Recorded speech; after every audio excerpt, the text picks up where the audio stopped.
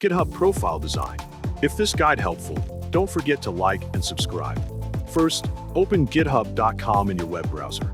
Once the page loads, go to the top right and click on Sign In. Log into your account if you already have one, or create a new account if needed.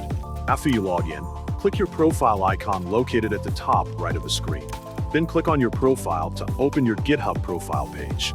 Once there, go to the top right and click on New Repository. In the repository creation form, enter your repository name and make sure to check the box that says Add a README file.